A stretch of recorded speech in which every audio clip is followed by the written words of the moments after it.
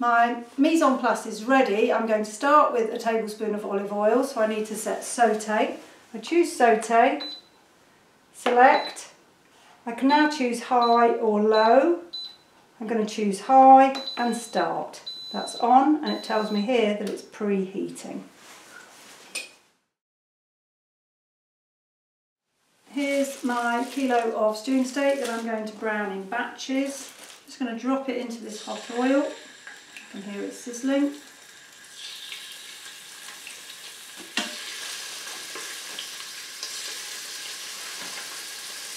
You can see from the display that it's nice and hot now. It's preheated up to 3 bars. That's all my meat browned. I'm loving it. I can just lift this pot out and easily spoon the contents out. So much easier. I don't have to stand on tiptoes. Next, my pancetta goes in. You can use lard on smoked bacon, anything delicious.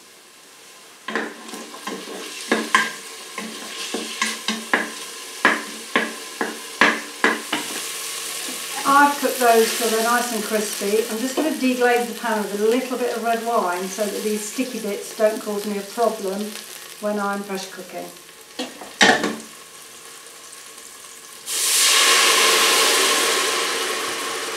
And to deglaze, I need to really rub at those bits, make sure there's nothing stuck to the bottom of the pan.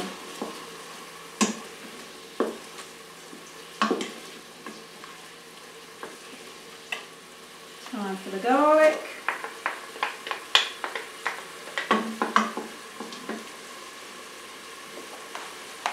Onions, little pearl onions.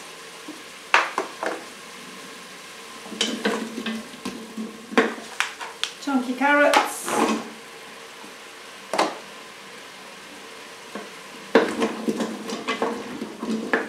And mushrooms. They're not white button, but they're small enough. I'm not going to cut them.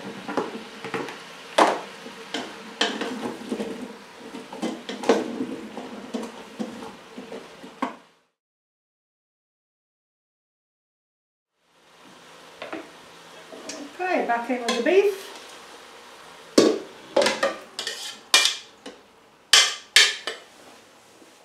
Some stock. That's just made from one of those OXO blobs. Red wine.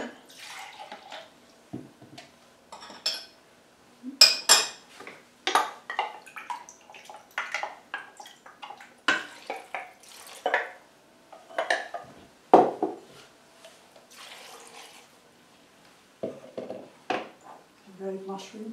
Plenty of salt and pepper.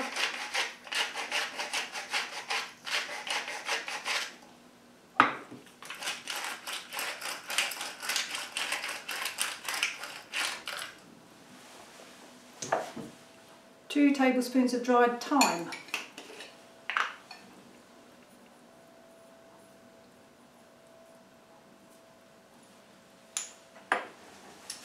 And 3 tablespoons of tomato puree, which I'm leaving on the top because if the tomato puree comes in contact with the bottom of the pressure cooker, because it's so hot, the puree is very likely to burn and caramelise. So 3 good dollops on there.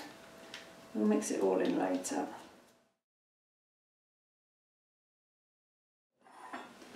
Pop the lid on. Cancel. I'm going to choose pressure cook, and now with the EVO it gives me all these choices of things I want to pressure cook, and I'm going to go for the stew option.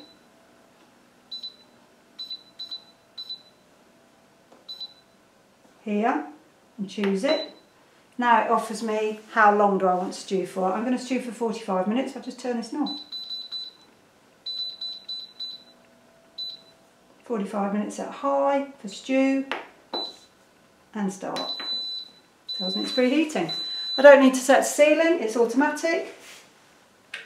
And this lovely little diffuser, we'll have a look at later how that works.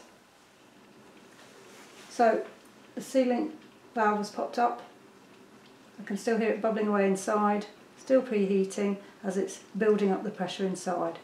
It's showing you that it's still heating, and when it comes to pressure, the icon will change and this one will light up.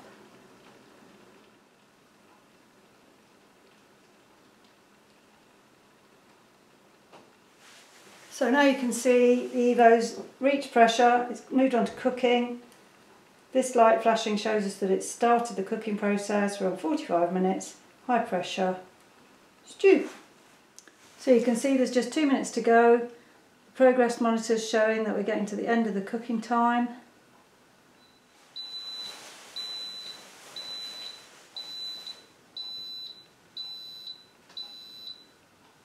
That beeping has told us that it's got to the end of the cooking time. It's down to 0.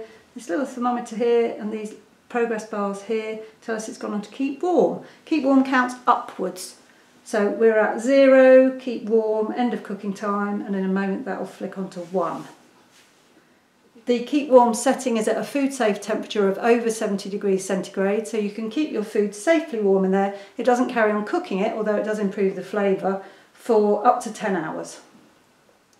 When cooking meat, it's really important to let it do what we call a natural pressure release, which means it's just sitting in the pot quite comfortably, and it's been sitting in there for 14 minutes. The quick keep warm tells me here that it's been keeping warm for 14 minutes. When it gets to 15, I'm going to release the pressure, have a little look, and I'll probably put it onto slow cook to just keep cooking for a while. If I wasn't here, it could just carry on as it is, stay on keep warm, and it'd be ready when I did want it. Could be in 3 hours, 4 hours, 5 hours. But as it is, I am here, so in 1 minute I'm going to release some pressure till I can open the lid, have a look, and probably put it onto a nice slow cook to keep going. There we go, 15 minutes. This new pressure release system is fantastic. You can see there's a guard over here that's actually a diffuser. It says seal here, vent here. If I flick it to vent, very gently lets the steam out. Much more gentle than previous models. I'm just going to let the steam out until the pin drops, and then we'll have a look inside.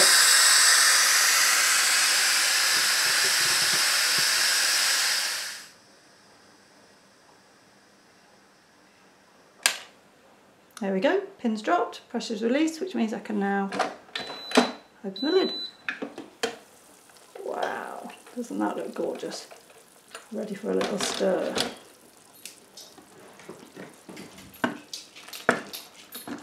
See, it's quite wet because there isn't any evaporation.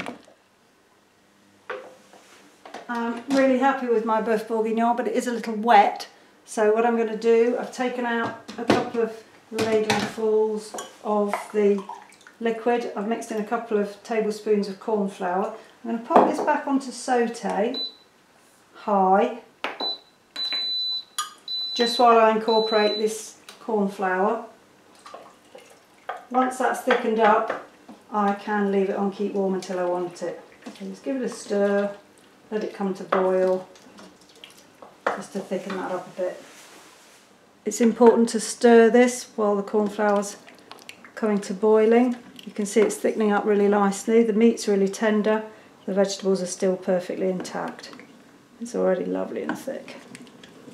I shall pop that on to keep warm until we want it.